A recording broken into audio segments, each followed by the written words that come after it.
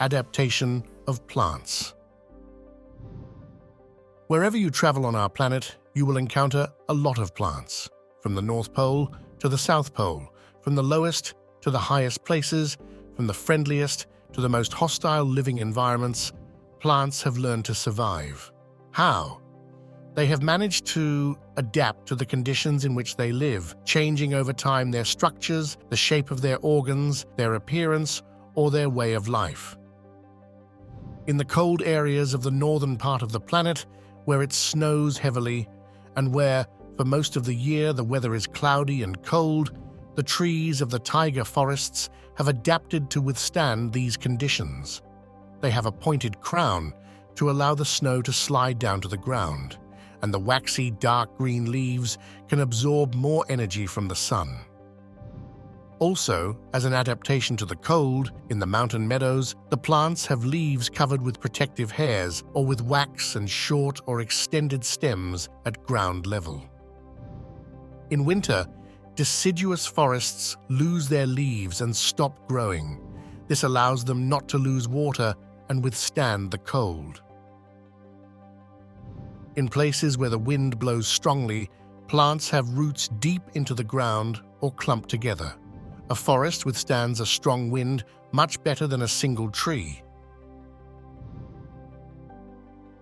In very hot areas of the planet, plants have learned to live with a small amount of water.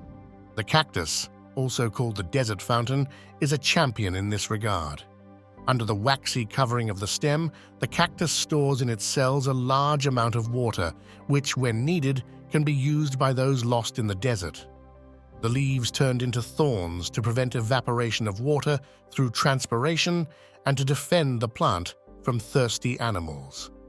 Its long roots trap groundwater.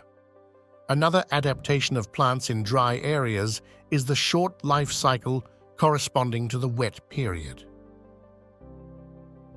In rapid mountain waters, plants cannot sink their roots into the soil, so green algae and water mosses are well fixed on the stones. In the quiet ones on the plains, water lilies grow with their roots firmly embedded in the mud. The long stem allows the plant to rise to the surface of the water, where the leaf and its lovely flower float. Seaweed grows along the beaches. Some of them have no roots because they have no soil to attach to. They take their food directly from the water. It clings to rocks with the help of crampons. Algae are pliable, adapting to water movements. Some of them, for example brown algae, have small, air-filled bubbles that help them float in water. Algae can grow at different depths. Sea lettuce can also live in the air, while seagrass forms true underwater forests. What other spectacular plant adaptations do you know?